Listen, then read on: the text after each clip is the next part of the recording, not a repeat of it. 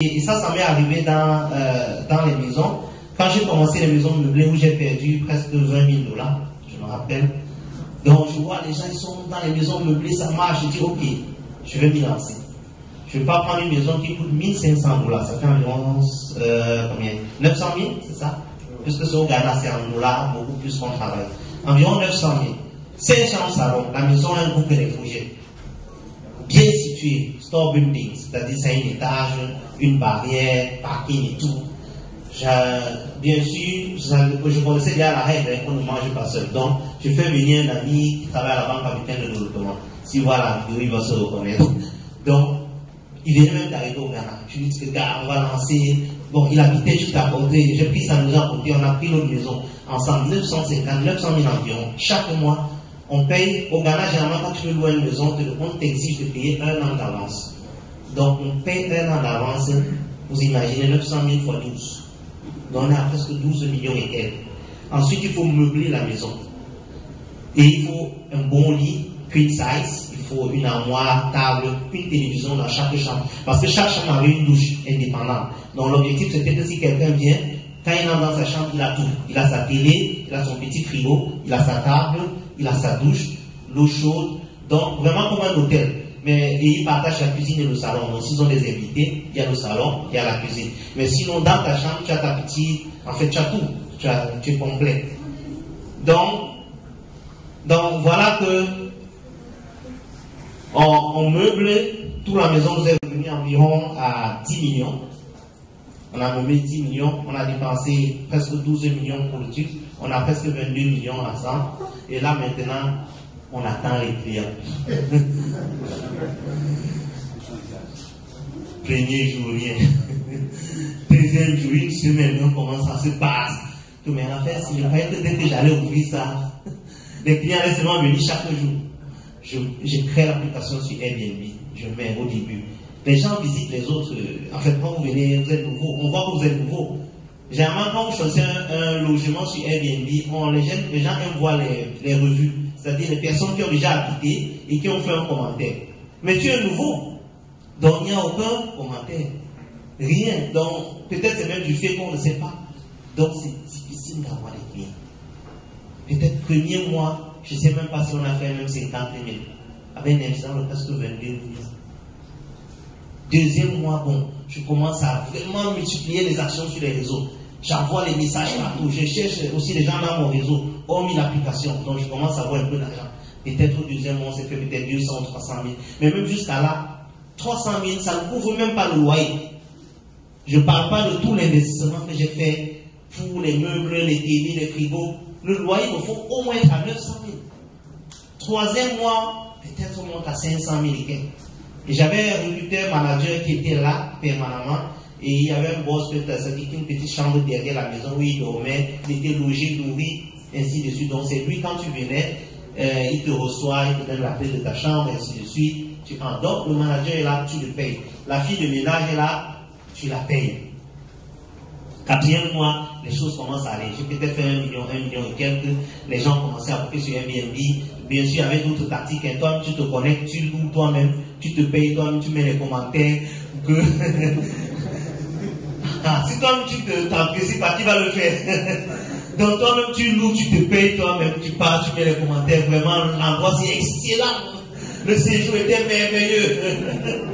Tu donnes un peu d'argent à quelqu'un, tu dis que fais aussi ça pour moi. Donc tu as 2-3 commentaires, ça commence à venir. Tu fais 1 500 000, 2 millions. Ok, on est au 4e ou 5e mois. Et de temps en temps, je passais donc à l'appartement. Bon, j'avais pas mis de caméra de surveillance. Et normalement, on avait un groupe WhatsApp avec le gestionnaire.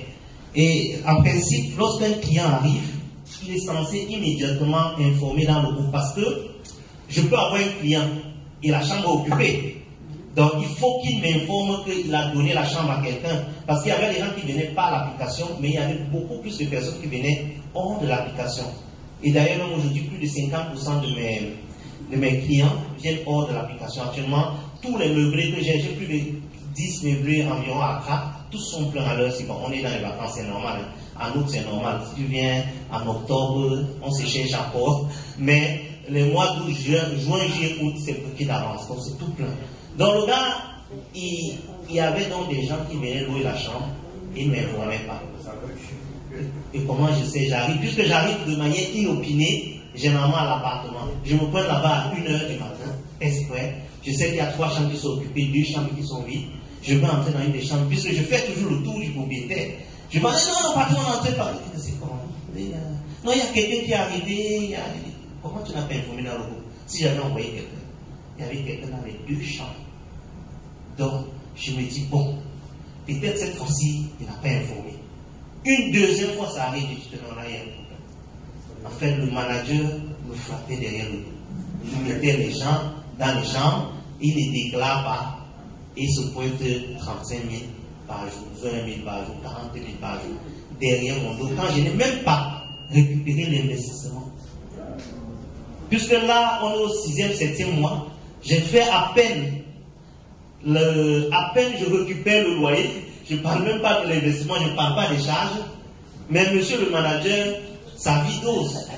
Subitement, j'arrive même, il a gagné une nouvelle copine, avec qui il vit dans le petit appartement que lui ai donné derrière. Donc la copine est à l'aise, lui et sa copine, ils mangent mon argent.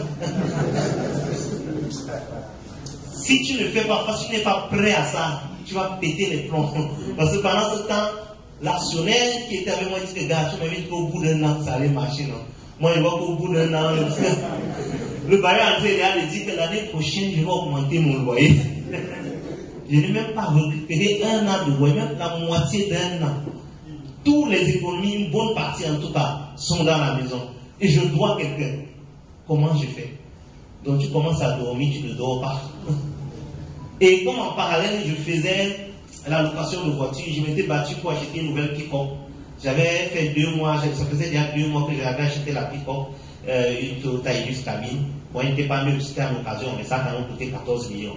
Donc, et il y avait un nouveau marché, donc c'est pourquoi je m'étais mis ensemble, toujours avec quelqu'un, on a acheté cette voiture, on l'avait mis sur un marché, et un marché mini en plus, donc ça rapportait quand même, c'était censé rapporter 60 000 par jour, mais j'ai fait une bêtise, je n'ai pas assuré la voiture touriste, j'avais fait une petite assurance qu'on paie à 80 000, 100 000 là. Donc la voiture est partie sur le site, 2 mois après l'achat, ça a fait un tournoi dans la même période, donc on envoie les photos. La voiture était totalement fracassée. Donc 14 millions étaient partis dans l'eau. En ce temps, mon manager est en train de me voler de l'autre côté. L'actionnaire est en train de me dire c'est comment avec mon argent. Le bailleur est en train de me dire bon gars, on fait comment? L'année prochaine il va augmenter. Donc quand je me couche sur le canapé, tu me touches, je vais te gifler là-haut. Et si tu me touches, je vais te gifler là-haut. Parce que là, mes cheveux sont tout partis. Tu commences à réfléchir comment tu vas faire pour avancer. Donc, c'est face à ça c'est ce qu'on rencontre comme entrepreneur. Le vol, ça échoue, les projets échouent, mais au-delà de tout ça, il faut persévérer. Parce qu'on veut vendre, tu vois, il faut persévérer. Et j'ai appris de beaucoup, pendant toutes ces erreurs, tu apprends. Hein. La première erreur, je partage directement avec vous, parce qu'il m'a resté 2 minutes, c'est ça. La première erreur que j'ai faite, en prenant la maison, j'ai commencé très tôt. Je n'aurais pas dû prendre une maison de 5 chambres salon. La maison était trop chère, $1 500, 900 000, c'est extrêmement élevé. J'aurais dû commencer avec une petite chambre, prendre mon expérience, créer un réseau. Quand je peux, je prends une deuxième. Quand je peux, je prends une troisième. Donc, c'est ce que j'ai compris par la suite. Heureusement, l'actionnaire était vraiment compréhensible. Donc, au bout de la première année, on a totalement perdu de l'argent.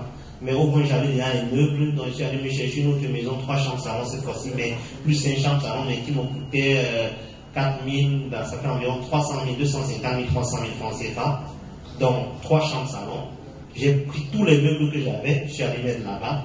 Comme j'avais déjà les réseaux, puisque j'avais fait 1 année quand même en train de tourner dans cette maison-là, donc j'avais déjà un certain nombre de clients qui étaient venus, qui étaient satisfaits de mes services. Donc, ils avaient déjà mon contact. Donc, j'avais déjà quand même un petit réseau de personnes que quand ils arrivent au Ghana, à Accra, immédiatement ils m'appellent. Non seulement pour le logement, mais pour les voitures aussi. Donc, facilement, j'ai commencé avec une maison qui m'a coûté un peu moins cher. Et là, maintenant, c'est presque plein tout le temps. Et là, j'ai pris une deuxième maison, une troisième maison, une quatrième maison. Donc, c'est dit, il faut commencer doucement. Pour ne pas, il faut commencer il faut le faire avec d'autres personnes. C'est vraiment important. Une dernière chose que je vais partager. les événements comme ceux-ci sont pour moi, et je le souhaite pour vous, les plus importants. C'est du networking. C'est ensemble qu'on avance. Si vous n'avez pas souscrit pour le brunch qu'il y aura ce soir, je vous recommande fortement de le faire. Parce qu'après ici, tout le monde va partir. Et tu repars dans ta bulle, dans tes petites idées, dans tes difficultés. Or, le soir, dans le brunch, on aura un temps d'échange et de partage à 2, à 3. Tu as le temps de demander proprement à quelqu'un, qu'est-ce que tu fais? Moi, je fais ça. Ah, ça peut être un client, ça peut être un partenaire, ça peut être un fournisseur, ça peut être quelqu'un qui te donne une idée. Et c'est là qu'on peut avancer ensemble. Si vous ne l'avez pas fait, faites tout pour y participer. C'est là que vous allez vous connecter vraiment. Pour ceux qui veulent vraiment, hein, il y a d'autres qui vont écouter les conférences comme ça à longueur de vie, ils ne vont jamais découvrir. Mais pour ceux qui peuvent, qui ont un peu de temps, ce serait l'idéal. Vous mettre ensemble, discuter avec d'autres personnes pour voir ce qu'ils ont dans la tête et pour voir comment est-ce que vous pouvez travailler ensemble. Vous pouvez rencontrer un partenaire, vous pouvez rencontrer un fournisseur, vous pouvez rencontrer un ami, on ne sait jamais. Vous pouvez rencontrer une copine, un copain, tout est bon. Tant que ça peut vous donner de l'argent, vous saisissez et vous avancez. Parce qu'un bon entrepreneur, c'est quelqu'un qui sait saisir des opportunités. C'est vraiment quelqu'un qui sait saisir des opportunités. Et je finis avec cet exemple que j'avais partagé en Côte d'Ivoire il y a peut-être 3 ans. Et c'est vraiment savoir saisir des opportunités. Et c'était lors du Covid. Et c'est là où j'ai un ami qui m'a dit vraiment, Lionel, je te respecte. Donc, j'étais là, je regarde la télé et pendant que je regarde la télé pendant le Covid, il y avait un gars. La principale raison pour laquelle tes projets ne fonctionnent pas, c'est parce que tu manques de discipline. La compétence, l'expérience, le talent, le savoir-faire s'arrête là où la discipline commence. Lorsque tu manques de discipline, il est impossible de réaliser quoi que ce soit. Qu'importe les moyens dont tu disposes, qu'importe ton relationnel, qu'importe tes prédispositions et qu'importe toutes les ressources que tu vas mettre en jeu. Je l'ai compris à mes dépens durant ces 10 dernières années de mon expérience entrepreneuriale.